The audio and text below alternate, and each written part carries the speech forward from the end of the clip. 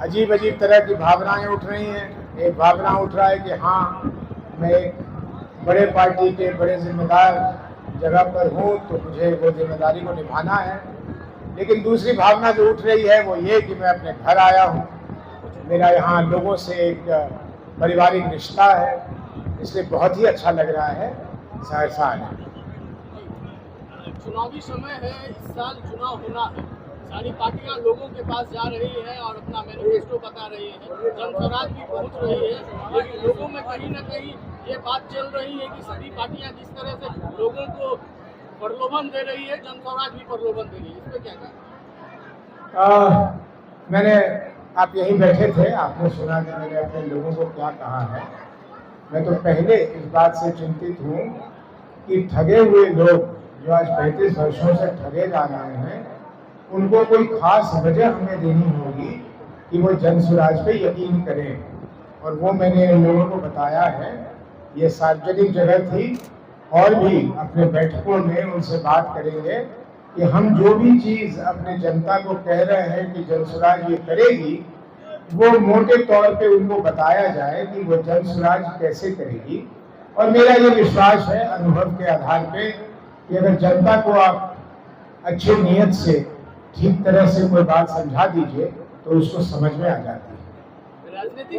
राजनीति का सफर आपका सब लंबा रहा है, आपने जनस्वराज पार्टी में राष्ट्रीय अध्यक्ष पदों काबिज है, क्या अंतर लग रहा है और पार्टियों में जनस्वराज?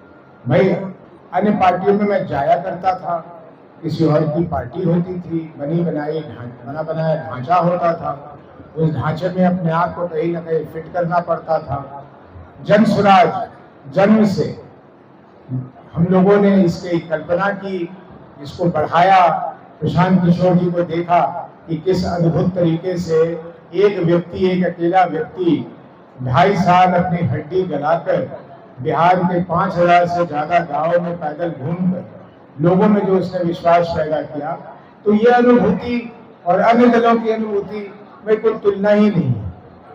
महागठबंधन के द्वारा जो मां बहन योजना लाया गया है और बताया जा रहा है चुनाव जीतने के बाद 2500 रुपया दिया जाएगा, इसको कैसे देखते हैं?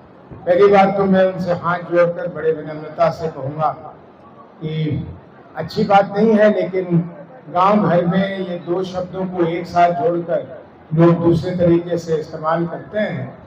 तो माँ बहन योजना के बदले अगर इसके नाम को वो बदल लें तो ज़्यादा अच्छा होगा। और दूसरी बात, 2500 दे, 5000 दे, बहुत खुशी की बात है। ये जरूर बताएं कि वो कहाँ से देंगे, ये पैसे किस खजाने में से निकालेंगे, उस खजाने की भरपाई कैसे करेंगे, ये पैसे कैसे लाएंगे। क्योंकि जनस्वराज भी कह रही है कि हम 400 रुपए की पेंशन को 2000 रुपए कर देंगे, लेकिन अगर जब पूछेंगे हमारे लोग कि आप 2000 रुपए कैसे कर देंगे, इसकी भरपाई कैसे कर देंगे, तो मैं उनको बताऊंगा कि हम 2000 रुपए की भरपाई ऐसे कर देंगे। इसलिए, और ये मैं नहीं कह रहा, ये उच्चतम न्यायालय ने कुछ साल पहले कहा था, लेकिन उनकी तो बात अब कोई सुनता नहीं है। उन्होंने कहा था कि राजनीतिक दलों को वादा करने से पहले जनता को ये भी बताना चाहिए कि ये वादा वो पूरा कैसे करेंगे। अब मान लीजिए मैं कह दूं कि आपको मैं 2000 रुपए दे दूंगा और उसके बाद कह दूं कि 50 वर्ष से उम्र के जितने ज्यादा लोग हैं उन पे आज से टैक्स मैंने 50% बढ़ा दिया, क्या ये न्याय होगा या अन्याय होगा? पैसे तो कहीं से लाने हैं ना। तो अगर मैं 2000 रुपए बांटूंगा, 400 के बदले 1600 रुपए ज्यादा दूंगा, तो उसकी भरपाई मुझे कहीं से करनी होगी। इसी तरह तेजस्वी यादव जी कह रहे हैं कि इस योजना या उस योजना के तहत वो 2500 रुपए देंगे, तो बिहार के सामने रखें कि इसका पूरा व्यय कितना है और इस व्यय को वो कहां से लाएंगे। अगला प्रश्न, कोसी के पिछड़ेपन को लेकर जनस्वराज क्या कदम उठाएगी? कोसी पिछड़ा तो है, बिहारी पिछड़ा है और उसमें कोसी कुछ ज्यादा पिछड़ा है।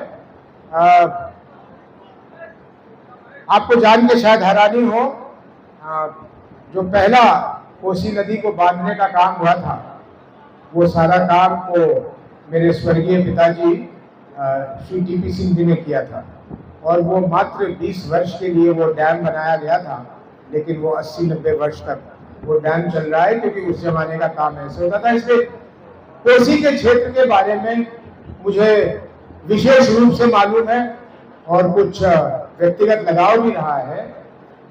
यहाँ जब तक कोई वैकल्पिक व्यवस्था नेपाल के साथ बात कर हम लोग नहीं करते हैं, नंबर 1। लेकिन नेपाल पे ही आश्रित नहीं होना है। जो पानी हमारे पास आ जाता है उस पानी को नियंत्रण से कैसे उसको कहां भेजना है, जब तक इसकी एक महत्वाकांक्षी योजना जमीन पे नहीं उतारी जाती, तब तक ये समस्या मेरे बोलने से या किसी के बोलने से नहीं पूरा होगा।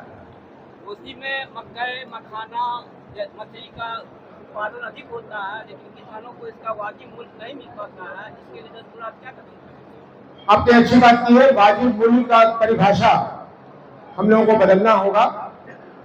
एक तो सबसे पहली बात समस्या है कि हमारे किसानों को मजदूर नहीं मिल रहा है। मजदूर नहीं मिलने के बहुत कारण है, तो उसमें पलायन भी एक कारण है, लेकिन वही एक कारण है ऐसा नहीं है। और दूसरा, पूरे विश्व में जो हुआ है, जिसको वो ऊंट के मुंह में जीरा के फोरन की तौर पे बिहार में भी कोशिश की है सरकार ने कि मशीनों का, यंत्रों का इस्तेमाल हो। यंत्रों के इस्तेमाल से किसी भी खेती में लेबर का जो खर्च है वो 50 से 70% कम हो जाता है। जन स्वराज की सरकार आएगी तो 2 काम करेगी। मैंने कहा ना कि जन स्वराज की योजनाएं अनेक हैं, हमने बताए वो हैं जो आपको सरल रूप से समझ आए।